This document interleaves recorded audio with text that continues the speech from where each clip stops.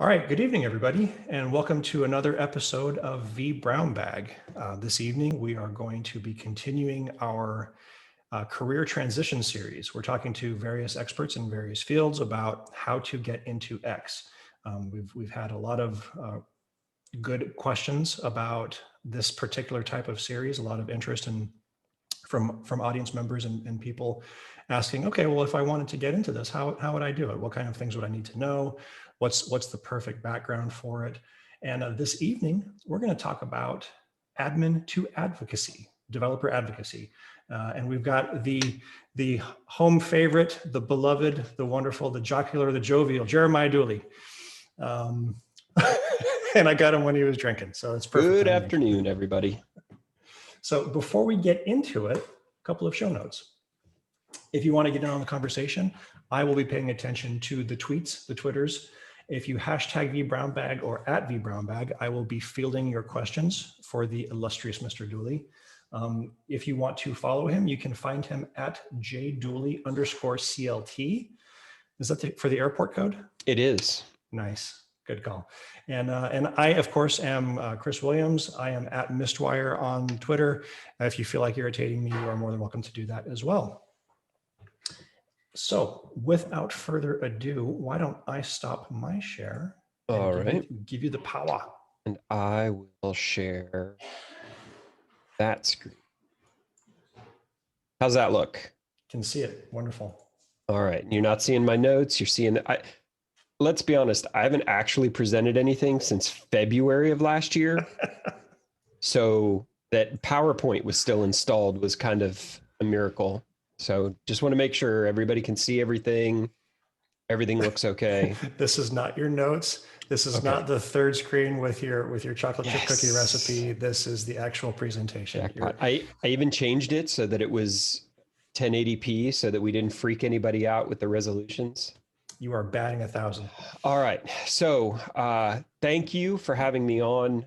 Good evening, everyone. This is kind of fun because it's something that I think about a lot. And as I've moved into a people manager role at the job that I'm at now, I've spent a lot of time talking people into recognizing that this is a viable shift that they can have in their career the same way that I made it a viable shift in mine. So what we're going to talk about is this idea of I am an admin, and admin is such a broad word. It's almost as broad as advocacy at this point. I am an admin. I am somebody who is a domain expert, a subject matter expert in a particular set of technologies or combination of technologies. What do I do with it now? Right? Where do I take that now? And in my case, where I took that was into the advocacy role that I currently have with Microsoft, specifically around Azure.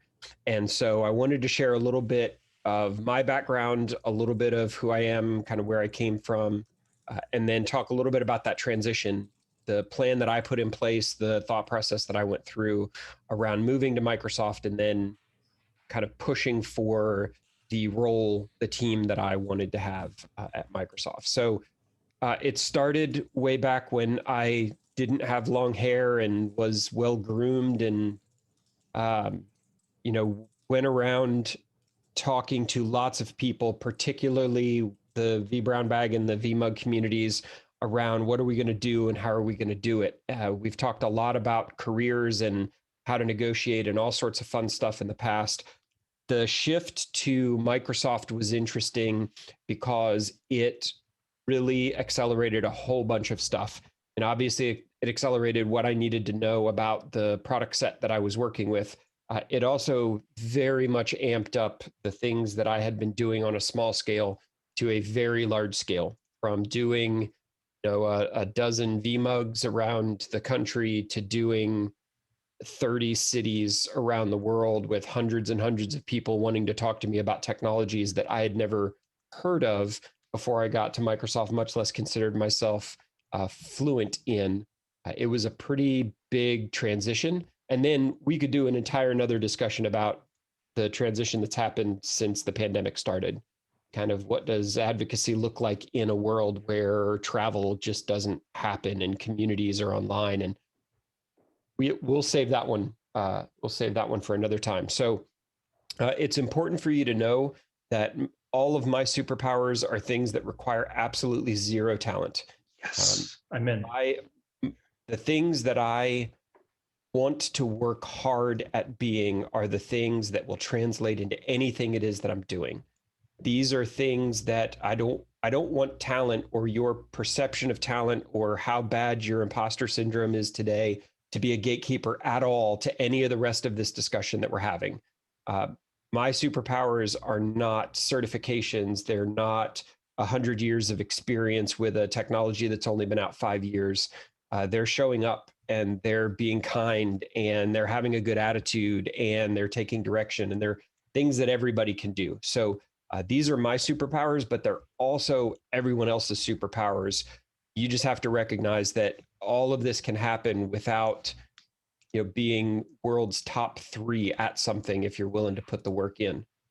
One of the things that I ask myself a lot, I don't need to be the fastest antelope. I don't. And I think that there's lots of people who get themselves wrapped around the axle trying to be the fastest antelope.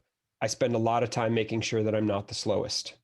I spend a lot of time making sure that my progression, whether it's in my career, whether it's with my job, all of these things, that I'm not in a position where I'm introducing risk that is able to be offset by my own effort. So I'm not advocating for anybody to kill themselves trying to be the fastest antelope. Have a little bit of awareness as to whether or not you're the slowest antelope, because that can be a scary place to be. From a scary place standpoint, these are some thoughts that on the face of it are pretty worrisome, right? And I think they're the reality for most of us. You aren't getting any younger. You aren't getting any smarter. You may have more experience, but the world that we're living in, especially on the IT side, is moving faster than it ever has before. And not just faster, but kind of bifurcating into such a huge spectrum of things that you can go do. And everything that we have that made us successful before isn't necessarily going to be what makes us successful next. And if any of that sounds familiar to you, you're me, 2014. I spent the better part of 10 years going from the customer space to the vendor space to the startup space to getting acquired by a great big huge large company. And there are lots of eMug videos out there of kind of talking through those transitions and the pros and cons and how to go from tech to sales and those sorts of things.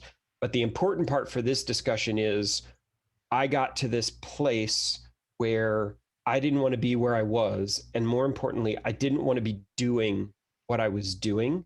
And I had absolutely no idea where to go next. I'd reached the place where the standard career roadmap kind of came to a close, and I didn't want to go be a VP of sales, and I didn't want to run a pre-sales org, and they weren't going to let me continue to do this little thing that I was doing inside the company for long. So I had to figure out what it was that I was going to do, and I started that just by doing kind of an honest self-assessment with myself. I needed to figure out, what was I scared of? Why was staying in this place scaring me as much as it was? Like, why can't I stay at NetApp and be happy at NetApp and everybody lives happily ever after? Once I figured out what I was scared of, I had to figure out what I wanted. I had to figure out what I had to offer. What were the skills? What were the abilities? Like, what were the superpowers that I could bring to this table? And I really had to catalog the resources at my disposal. And those resources weren't just, do I have a home lab? Those resources weren't just, do I get licenses from a community program? Those were largely people.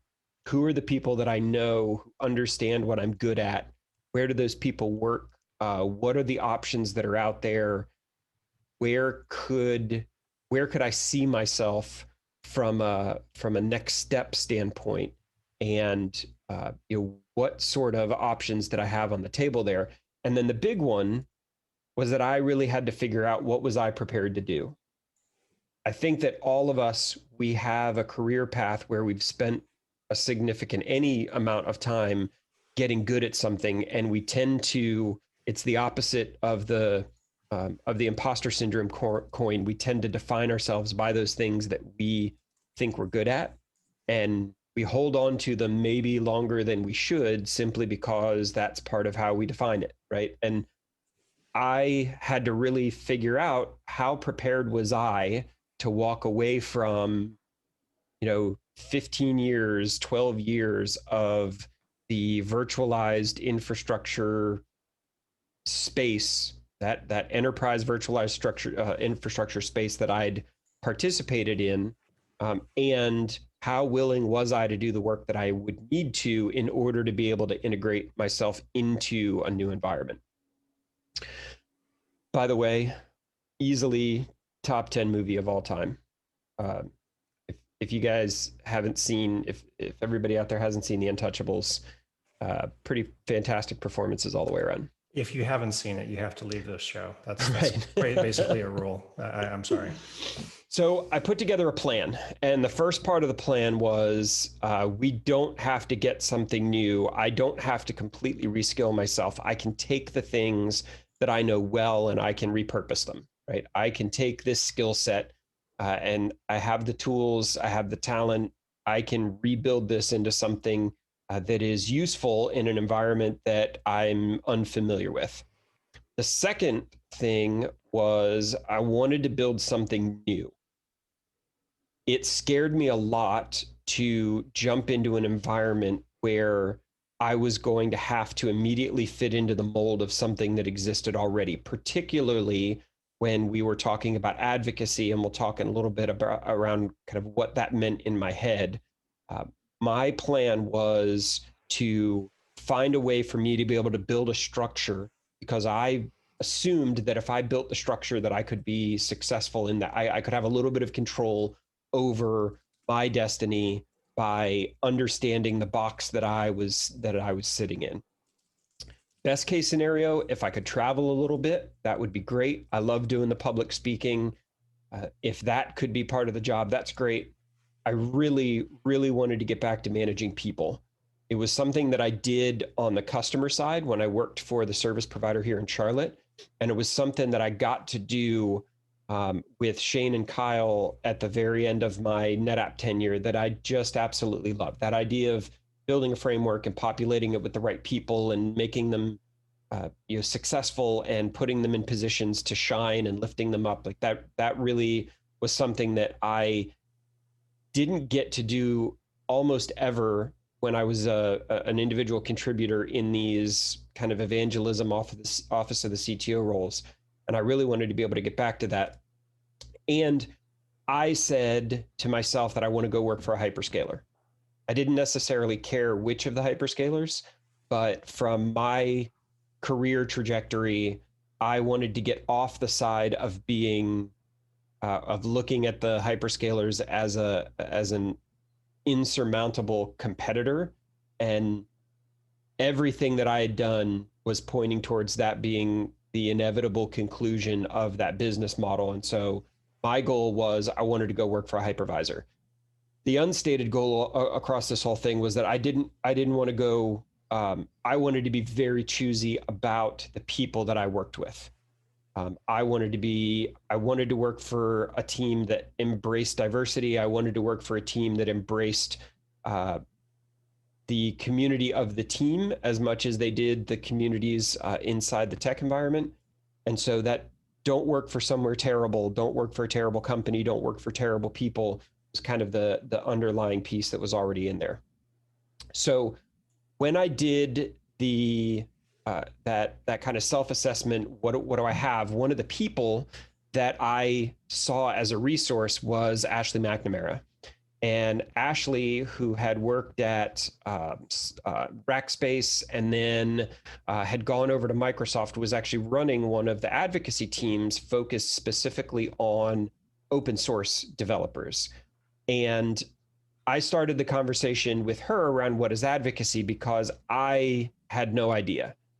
And so I would ask the question, what is advocacy? And would get all sorts of answers back. Are advocates developers? Are they public speakers who only talk to developers? Are they evangelists for products? Are they the actual product managers? Are they avocados? Are they funny cartoon gophers? Like there's 100 different definitions when you look out there, and it's evolved so much over time that what I realized my best path when it came to advocacy was just to assume that no one else has any idea what they're doing either.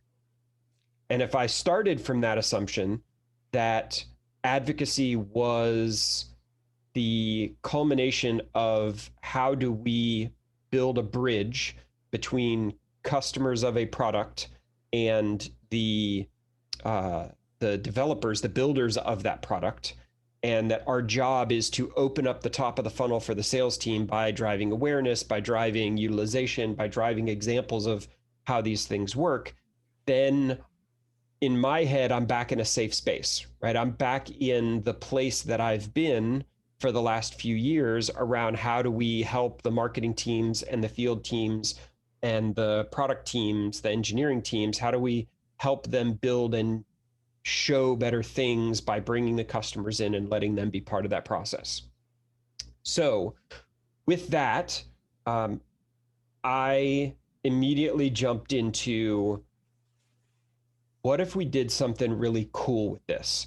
And I was happy that I could start at the what if part of this discussion, because this was a really key phrase for me. I'm not a developer. I am not a coder. And I can make a little bit of noise inside a bash shell, but I'm not going to sit down and write a program, right? I can script, because I feel like at this point, almost everyone who's worked in IT for any amount of time has the ability to sit down and script out some of the things that they need to be able to automate. But when I joined Microsoft, it was actually called the Cloud Developer Advocates team. And I was categorically not an advocate. I'm not a member of the DevOps religion, right? I don't sit inside workflows all day. Like that's not a place that I come from or that I'm comfortable with, but I do know how to talk to customers. And what I noticed about Azure was that the Azure cloud ecosystem had a huge subset of customers who looked exactly like the people I'd been talking to for the last 10 years. When I looked at some of the other hyperscaler clouds, they were very much built first and foremost for developers, and we're still trying to figure out the path for how do we migrate people from where they are to where we want them to go. Azure was interesting because Microsoft was where a lot of these companies were. It was where a lot of these workloads were running. It was the OS that was sitting on top of the virtual machines that were being managed by the infrastructure groups and by the VMware administrators. It was the database that was being used to drive these applications. It was the programming language that was being used to build internal apps at the company. And so I felt like, what if there was a way for us to take this concept of developer advocacy, of meeting developers where they are and showing them what the product is and how the product can be used, and then building for them their own little roadmap for how do you get to where it is that you want to be? And what if we brought that to the larger enterprises? What if we brought that to particularly the huge amount of install base that VMware has, and show them how we can make that transition? And this was really good timing, because this was, I guess, maybe it was less than a year after VMC on AWS was released. And the kind of the prevailing theory was that all of the public cloud providers were going to end up having that same type of product, where you could run entire VMware clusters, the same way you would inside your data center, inside the cloud, which 24 months later, I've been at, wow, we're closing in on almost 3 years. That is ridiculous. I feel like I lost an entire year of my life somewhere. So weird. 24 months later, we are in that place, right, where the VMware folks are standing on stage and talking about how all 6 of the hyperscalers can all run this hosted VMware environment. So that was my what if. I understand what advocacy is. I understand that if my skill set was different, there would be lots of different roles in advocacy for me to take. But I started with, what if we can take advocacy and the discipline or the scope of it and turn it on an audience that has never been talked to like that from a cloud provider, right? That's not the audience that normally has someone from a cloud provider call them and say, hey, I want to talk to you about something cool that we're doing. So I pitched the idea. The funny story was Ashley actually had two of the folks who were building out a new team inside advocacy call me just to talk about my thoughts on, would it even be useful, would it even be interesting to have an enterprise advocacy team at all? Two phone calls later, I realized that these were actually job interviews, which is a little weird, that I thought I was basically doing free consulting until they said, hey, we'd really like you to apply for this job. So I pitched the idea for why I thought it would be valuable, what I thought the upside was for Microsoft, what I thought the competitive differentiator was, and that got me the job. And we were at such a, especially on that enterprise team, we were at such an undifferentiated place, meaning there were no teams, there was no structure. It was just, here's an idea. We're going to bring in people who see the value of this and figure out what it is that we can build. And so I took it upon myself to actually build a plan. And fast forward now 3 years later, and I still haven't gotten fired. So it's worked out. It's worked out pretty well.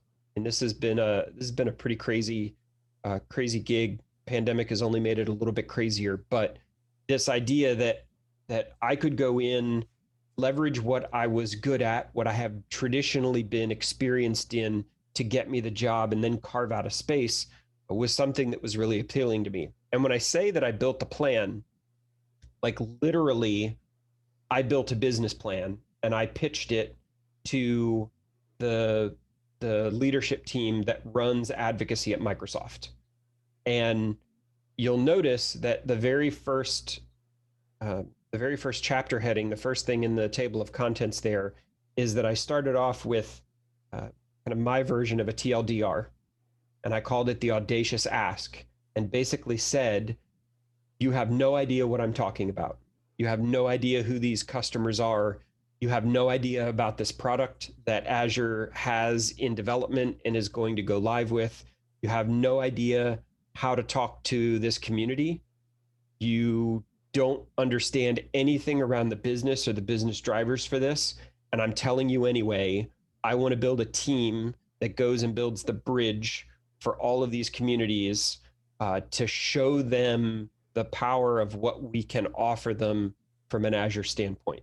And went through and gave them the normal stuff, right? There was an objectives and key results section. I gave them a timeline of what we were going to do. I gave them what I wanted the makeup of the team to be and hiring considerations. There's actually a list in here of all of the people that I targeted to say, hey, these are the people that I want to go hire. And then there was the business side, the market analysis of who was doing what and what did it look like. So I didn't just kind of write an email and say, hey, this is something that I want to do.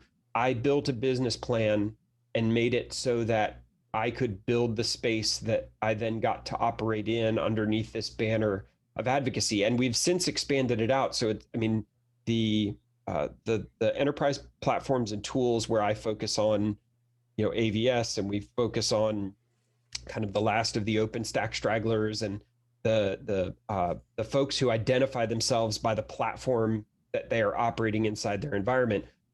We've got a DevOps team who focuses exclusively on both the developer and the operations side of DevOps. We've got a huge IT ops team that is focused on all of the, who you would consider to be the traditional Microsoft people as they move over.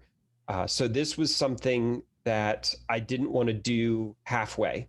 Like, I wanted to jump into that as full force as I can and show them that not only am I the only person on the planet who can do this for you right here and right now, but I'm serious about it. Like, I don't want this to be a short-term thing. I want this to be something that we run with. So my suggestions to everyone as you're going through this process is focus less on the I want to be an X, because whatever that is going to be an organization that you can make suit your skill set. You don't have to fit yourself into that slot the rote way that it's written on the page, right? There's more flexibility in that than you know. If you are honest with yourself, and if you are honest with the people that you're talking about around what you want to do and how you want to do it, if you're a little bit audacious, and I know that this one, I struggle with this one a little bit, because when you look like me, it's a little bit easier to be audacious. And we have lots of coworkers and people in our communities who don't have the same ability to take some risks and don't have the same ability to get heard when they speak up and say, here are the things that I want to do. So this is not just be audacious, but also kind of overcome that internal monologue that says you can't, you shouldn't, this will only end poorly. Be flexible. Where you end up may not be where you started. Where you end up may be something completely new and interesting. And I would argue that if you do it right, and if you are, if you push as much as you can into the advocacy orgs at really anywhere, you get to choose how much of this is, slanted towards a marketing focus or an engineering focus, or an evangelism focus, right? I think there's a lot of space underneath that umbrella to move around. Be as flexible as you can underneath that.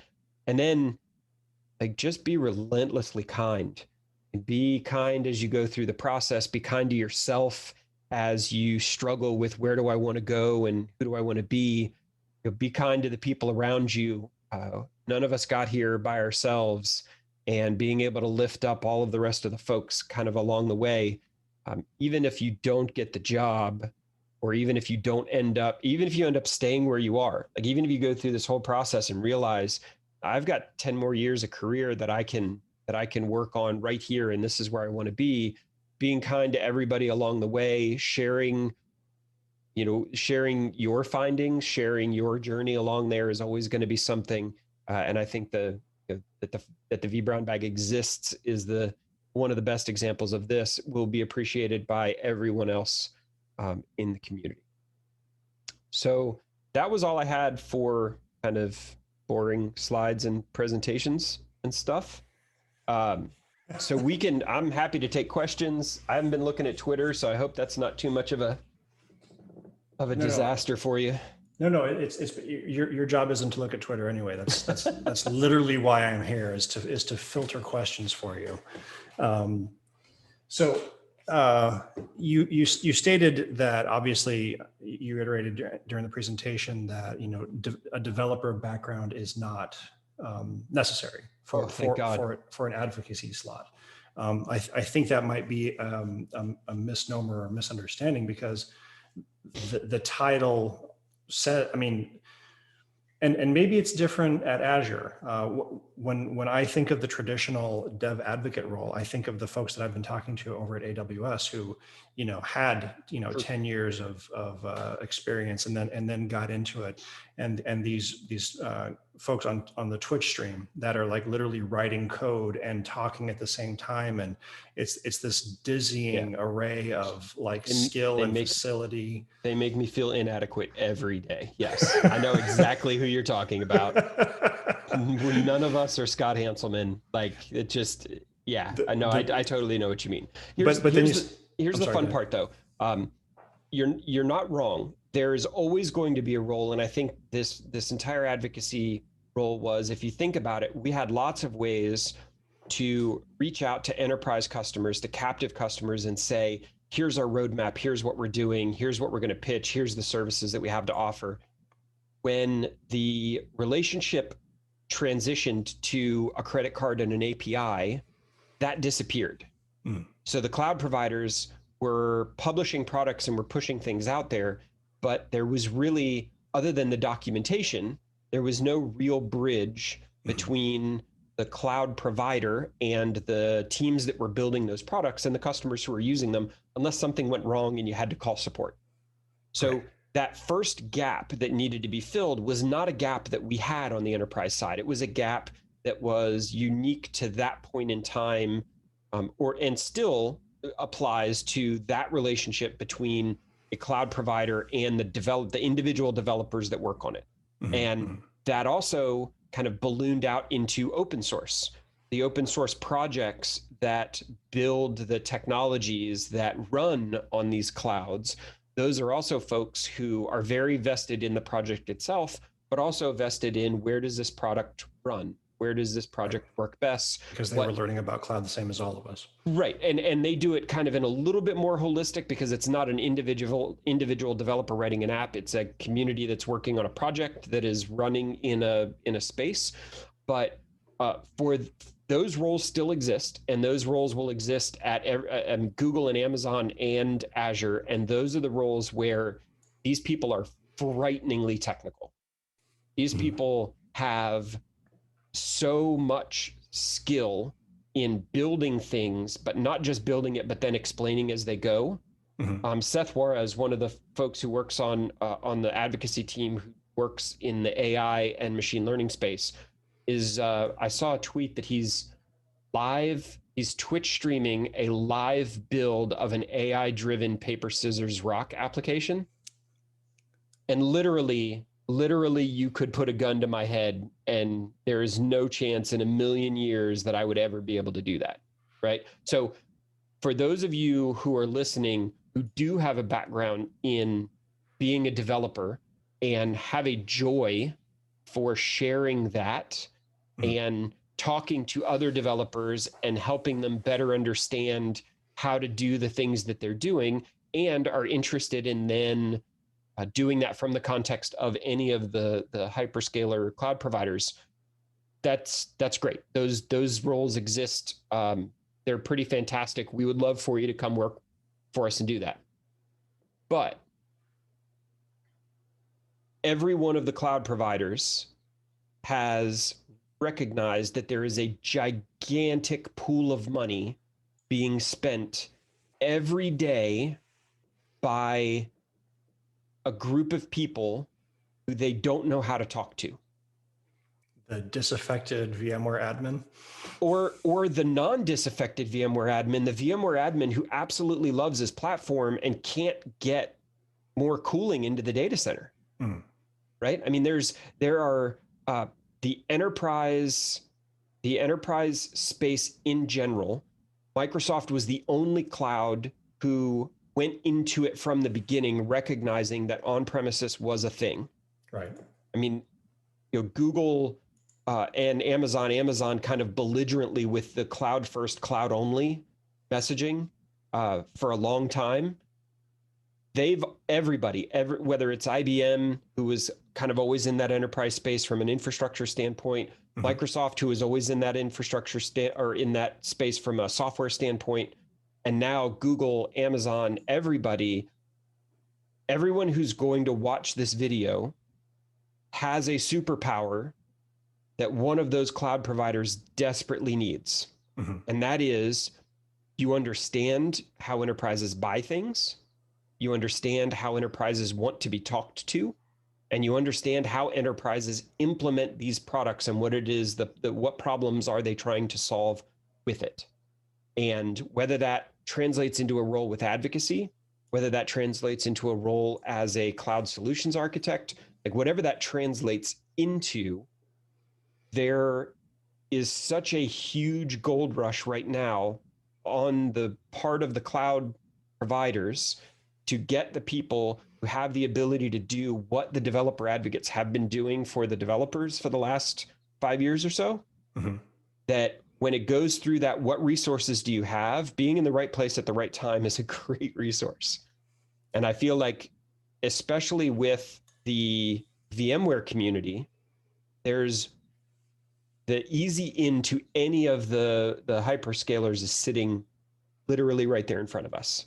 Right. The fact that VMware has openly embraced the idea of running an actual honest to goodness VMware cluster on dedicated hardware with vSAN sitting underneath it inside a public cloud that is connected using that public cloud's networking constructs, like there's your in. It's the same in that you would have had if you moved to a VAR or if you moved to another customer. You know how that works. You know what customers want out of that. You know how to talk to them. That's a huge benefit to be able to have. And advocacy needs those roles, right? We've seen members of the community go over to working with VMware on Google and VMC on AWS, obviously, here in the last 6 months. Mm-hmm. Right. I mean, well-known community folks that we've had on vBrownBag that we know and love who are now over there. We've seen bake-offs between all of the VMware implementations on the different clouds. Like this is a space that isn't up and coming.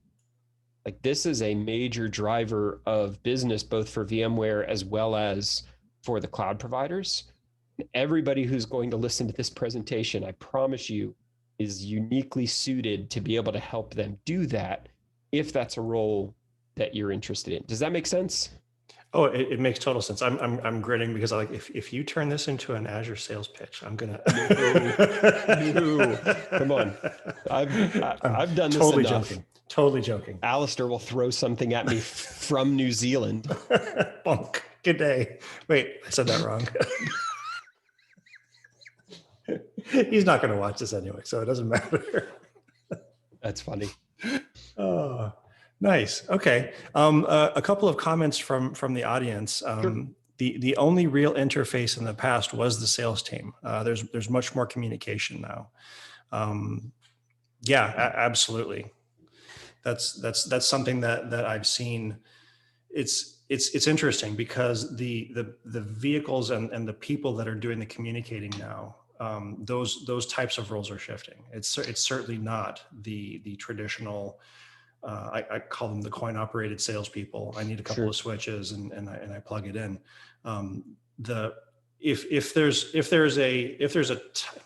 So we've said that, developers you don't need to be a developer to get into advocacy. If you were going to pattern a broad swath background for that person, is it somebody that even needs to be in technology? Is it what's the face of advocacy today?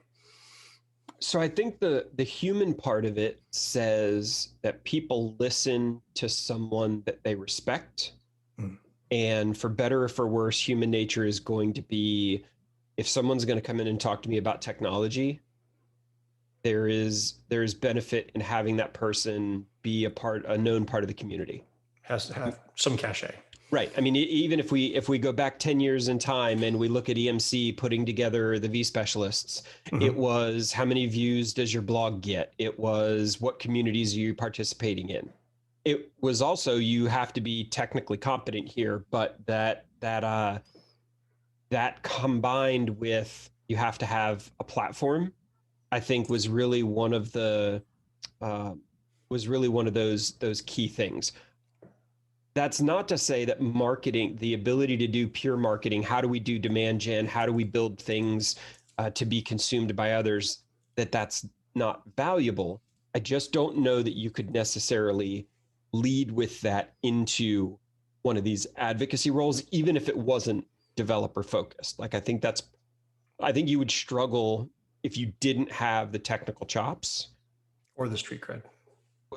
I mean, that one I'm a little bit more mixed on, because especially if you get the job, I mean, Azure has a pretty big platform for me to build the street cred. Okay. Right. I mean, I don't necessarily know that I would look at how many Twitter followers someone had before I hired them. I would definitely look at how willing someone was to build that I don't even know what the word I'm looking for, build that persona that they can then use, because that's good for everybody. That's good for them. That's good for the people that we're trying to reach out to. There's a reason why we spend time participating in the communities that we want to be able to represent. I'd do it for the money. I don't know why what are you talking about? Well, I don't do it for free. So Wait, there's that. You get paid for this? Now we really need to have a conversation with Right. Alistair. As soon as we get to the point where my mortgage pays itself, my career choices may open up a little bit. But no, I mean, we all do it. We've all got bills to pay. We've all got mouths to feed. But I participate in Twitter because that's a community that I value.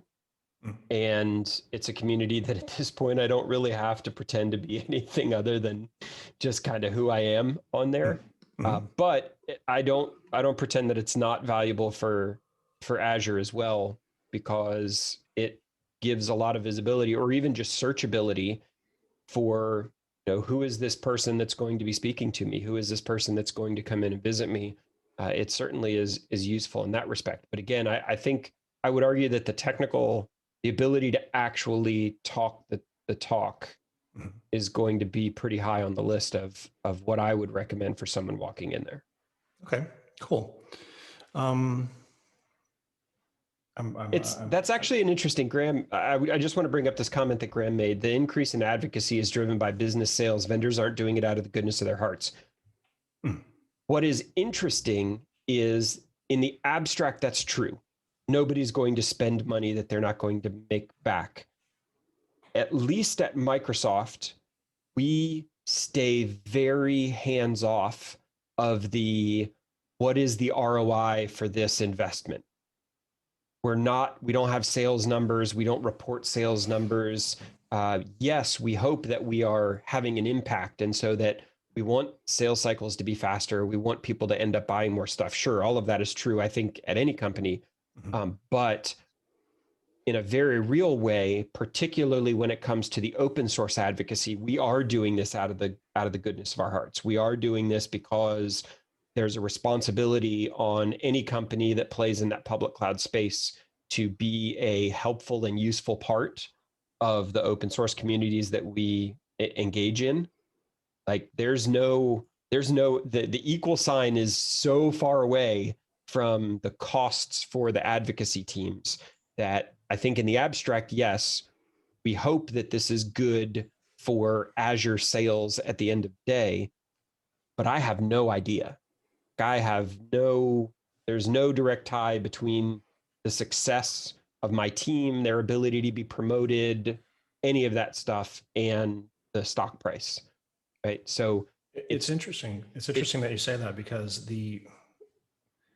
not to name any names, but there are companies out there that take advantage of open source in ways that in ways that has given them a lot of bad press. And Microsoft was even worse, right? Because Microsoft not only took open source projects and threw them into the cloud and offered them as managed services, right? But they also were probably one of the least involved in those projects. So it's one thing to be a core, we'll use Google as an example. It's one thing to be a core part of the development of Kubernetes, right?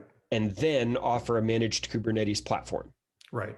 You've open sourced something, the community can take it and use it and do what they want to, and we're going to offer it as a managed source project. If you're not doing one, you shouldn't be doing the other. And cash. Microsoft was almost kind of philosophically opposed at some point as a software company that sold things to make money at this entire notion of open source. The transition from Steve Ballmer to Satya Nadella was the kind of how they flipped that around. So I think we're really proud of our relationship now with the open source communities. And we certainly take that feedback and use it to help make better products on the managed services versions. But categorically, no one in advocacy is measured on any number that isn't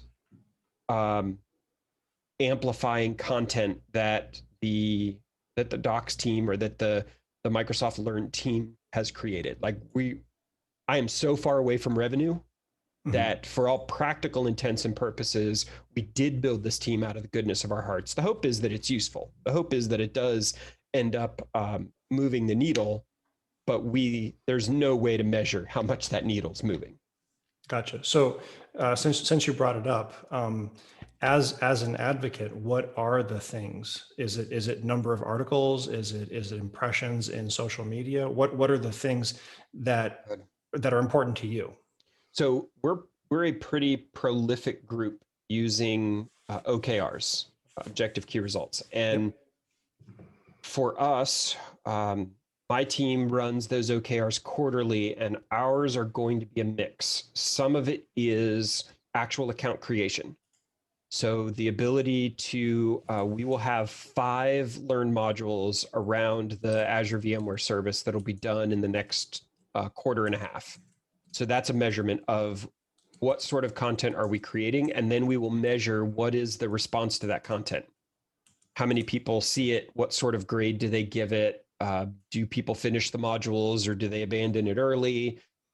Do people ask for follow-up from them? Like, we've got lots of different ways inside the company to figure out, is this a good piece of documentation or is this not a good piece of documentation? So building the documentation and the measurements, the metrics that come out of the documentation are going to be 2 of those.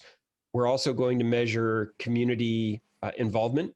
So we don't do that by number of seats or number of attendees, particularly when we're all virtual. It's just sheer number of events. It's Shannon and I, how many different communities can we go out to and sit down and talk? And sometimes it's just, let's talk about careers and let's talk about industry. And sometimes they are sales pitches. Sometimes they are, here, let's talk about, like the VMUG sessions where it's, here's the Right. product and here's what it does. On the sales side, we don't measure numbers. What I do measure is percentages, because I'm lucky in that I'm really focused on one product. I don't care how much money that product is made. I care that that product is growing. I care that the number of customers are growing. I care that the total amount of revenue is growing. And I've specifically asked, like, I don't want access to any of those actual numbers. Like, that's way too close to being important to me. I just get the sales teams to report back, here's what our growth was for the last quarter. And we use that less as a you were successful or not successful, because again, there is absolutely no way to tie my efforts into actual dollar signs. Like, that's not what we're trying to do. What it does is let us decide for the next quarter, are these activities that we're doing that continue to fund a growing product, versus maybe we need to move on and look at a different subset of products, or maybe there are new products we need to bring in that we want to add into that enterprise platforms and tools.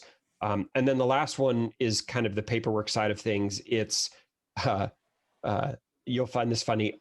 Shannon, who works for me on this enterprise platforms and tools team, I believe she did 120 pull requests against the official Microsoft documentation base, only to correct the capitalization of the word VMware. It was Every PR was pathologically bad. No, not every PR, but there was a staggering number of PRs that were simply, nobody at Microsoft knew how to capitalize VMware. And that kind of goes back to that, I built this role and just asked everyone to trust me. One of those things was, there's almost no way to make VMware matter faster than to continually miscapitalize the name of their company. So I'm going to take care of this for you. And we went through the entire documentation base, every piece of documentation at Microsoft that referenced VMware, we've gone through and scrubbed. But there's always going to be updates to documents. Like, making edits to existing documentation is just part of the life cycle of that content. And so we measure on that as well. So there's a little bit of what is the content we're creating and how is it doing. There's a little bit of cleanup of existing content. There's a lot of community. And then there's a little bit of directionally, are we still aligned to products that are continuing to grow and products that that we see are moving in the right direction, because that means that we are a resource that we can go to the sales teams and say, hey, let me help. Interesting. So there's no concept of, I'm gonna call it, for lack of a better term, influenced revenue. Like, and even as I'm saying that out loud, I don't even know how you would try to capture that. That seems like a If we do, it's really squishy, right? And this is the problem that every office of the CTO on the planet has, right? I would fly around all over the world and I would sit down with customers, and then I can just kind of assume that anything that customer buys in the next 6 months was courtesy of me. Right? Like, You're right, welcome. exactly. Look, you paid for all my flights. Everything's great. But if you don't have a number, like if you don't have a quota that you have to fill, or if you don't have a number that you're responsible for, you're always going to be a little bit squishy. Some of the jobs that I've had, you're pretty in sync. This one, we're really far away from it. I mean, our job is really to fill gaps. The AVS product came out. There's no skilling for it. There's no online training for it as part of the Microsoft Learn platform. So we're going to go build it, and we're going to build it as well as we can, and we're going to push it out to the communities, and we're going to try to help people, understand the value proposition and those sorts of things. But I'm more concerned about building good content and then amplifying it as well as we can than necessarily finding a way to track that one person who read that content, who went to their boss, who found a salesperson, who bought a thing. Like, I could probably chase a little bit closer than I am, but that's not really the point. That's not really, if I wanted to go work in a sales role, I could go work in a sales role. I'm much more focused on how do we give the communities the pieces that they need, whether that's code samples, whether that's Terraform templates, like whatever that is, how do we give them the ability to consume faster and easier and in ways maybe they didn't think of before, than I am about exactly how many dollars I put into the Microsoft behemoth this week, Side note, I finished reading Measure What Matters a couple of months ago. John Doerr. Giant fan of OKRs now. We're actually doing that at Worldwide now. Yeah, it's we could do an entire session just on OKRs. They've worked great for our team. We've had a lot of fun pushing them up. So that now, fun, is that the word? Fun? Well, especially at Microsoft, which was very much a KPI, right? Check these boxes in order to get your bonus at the end of the year kind of place. And turning them into what are the metrics that are relevant, and then how do we align those with the behavior that we want to see? And I can do that pretty easily at my level. We've done a really good job of it at the level of the larger group that I work for. Once we move up to the entire advocacy team, the OKRs for the advocates that are focused on OpenStack, it just gets a little bit squishier. Like, these aren't supposed to be task lists. These aren't supposed to be checkboxes. They're supposed to be the metrics that are important to measure, so that you know that you're moving in the directions that you want to go. And if your job is just to take care of the developers who are working inside an open source community, it gets challenging to apply those everywhere. But as we go further up, it gets really cool to see that, Scott Guthrie's OKRs match up with Charlotte's OKRs, match up with, right, all the way down the org chart, down to little old me way down at the bottom. Makes you feel relevant, like you're a part of something. Well, and even more important, I know that this thing that I'm measuring, which is based off of this activity that I'm doing, is rolling up in a positive way to something that is actually important to the executive team of Microsoft. Like, there's no point in me doing something or spending time or energy or Microsoft money doing something if that thing that we're producing doesn't have any larger impact on the rest of the org. I mean, it's demotivational. It's demotivational for everybody. It ends up being really hard to justify from a cost perspective over time. So getting everybody to buy into the OKRs is important, because it allows everybody to understand what it is that matters. And that's been the really fun part for us. So we actually, within the whole group, we share OKRs every Tuesday. So I do all of my one-on-ones on Monday, so that we can kind of figure out where we are and what we're doing, report everything up to the group on Tuesday. And there's a dedicated channel that is just, when we send that email to everybody, we copy it into the channel. So I can actually go back through every OKR report for every team for the entire time to find out how things have morphed and changed over time. It's pretty cool. It is very cool. Quick shout out from SC Koo in the chat channel. Thank you for this webinar. I needed it. I am currently with a local VMware-based cloud service provider. I find it culturally very narrow-minded and don't have the vision that is aligned with me. I'm glad to hear that there are service providers that are not with the same mindset. Unfortunately, not being from a major market, the job opportunity is limited. Yeah, and I mean, I hear that, I read that, and I feel like that's me in 2010. I worked for a regional service provider that was based out of Charlotte here, had just data centers around the Southeast US, and it was largely the same way. They didn't have the same vision that I had for what we could do with VMware, in particular with VMware, and the move from the service provider here in Charlotte to the old joint venture between VMware, Cisco, and EMC was kind of my first jump into I want other service providers to have a better experience with this process than I did. So I understand the tech and I understand what we're trying to do, and I'm interested in going out and sharing that with people. So back then we just called them sales engineers, or V architects or whatever ridiculous name it is that we called them at the time. But really, if you think about it, what it was advocacy. I was a service provider advocate and went back into service providers whose business model I understood and whose culture I understood, and tried to get them to see the value of this thing that we could provide for them. So we've changed the names. We've introduced a whole bunch of developer focus that is necessary from a hyperscaler cloud perspective. But the core role of, I've been in this hole, I know how to get out, and I will help you do that, really hasn't changed that much since we started this whole process.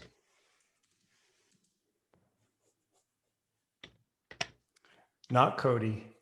Normally, I have an almost EpiPen-worthy reaction to OKRs. Listening to Jeremiah and Chris talk about it, they don't seem as bad.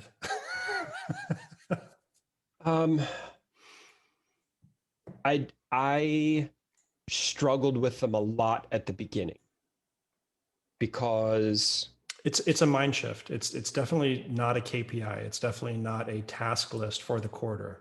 Sure. Here's my challenge. I like being promoted. I like getting bonuses. I like for the people who work for me to know what they have to do to get promoted and to get bonuses. And OKRs are not that, right? OKRs are the outcome. Like OKRs are the result of that. And so when I realized that I had to split it into two columns, there's the how do I have impact at my employer column? How do I, in all of the different places that I interact with people from Microsoft, how do I have a positive impact on them and on their lines of business and on the things that they care about? And I want to have impact in ways that align with the larger organization. And here are the things that I'm going to measure that show that. Right. And so it becomes a bi-directional, whereas the KPIs are very do the task, check the box. Right. It becomes a constant reevaluation of what are the goals from the top and what can I do that has impact that also supports those goals? And the OKRs fit in the middle as the shim that allows me to translate from one to the other. So I know exactly what I have to do to succeed at a personal, professional level at Microsoft. And I can communicate that to everybody who works for me. But at the same time, I know that the resulting metrics that we will measure from doing those things are going to be very easy for me to hand up the chain and say, not only did we have impact and we're getting the feedback that that impact was useful, but it is also measurable. And now it makes my job of showing the results of what we did, especially in an environment where I don't have a dollar sign. I can't go to anybody and say, here's how much money I made for Microsoft. It becomes a really useful way for me to be able to translate that impact into something strategic that makes sense or is relevant to the leadership at the top, who has a clear set of things that they need to be able to accomplish. So I struggled a lot with it. I think as an org, there are definitely people who had been at Microsoft a long time who fought it, who didn't understand what the difference was. Once we got it in place and got it working, I really appreciate the kind of the visibility on both sides that it affords me. It's something you kind of have to choose to go all in with, though. I think it would be interesting, not Cody, to see what that experience is like being an employee in a group that decides to move to OKRs and then half-asses it. Because I would imagine that would be terrible. Yeah. Right. Like if you're not going to put those in place, if you're not going to explain to everybody, what it is that you're aligning to, why it is that these metrics do matter and that you are collecting them, and if you're not allowing everybody to participate in how are we going to change these metrics, right? Because you can't be beholden to them forever. Part of the reason you have them is to find out when it is you need to change things. Then yeah, I can definitely see OKRs being EpiPen worthy. I think we probably had that place a few months back, but at this point, they're a very useful tool, both as someone who is, a professional who wants to continue progressing, but also as someone who leads a team and needs to be able to explain to everybody that here's why we're doing what we're doing. Nice. I just sent not Cody a link to the audiobook version of Measure What Matters. All right, we have come to the end of the hour. Jeremiah, thank you very much for coming on. Certainly appreciate having you on to explain to us and to walk us through what it is you do in a day in the life. What is it that you do around here? I sit at home in the middle of a pandemic and I make videos, I think is really what I do at this point. I wouldn't say I'm missing work, Bob. Right. I wouldn't say I'm missing airplanes.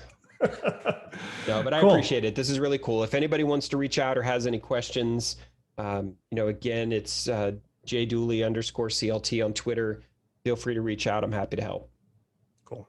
Thanks very much. And everybody, we will be continuing our series on career transitions and how to get into X. Stay tuned for more episodes. Have a wonderful night.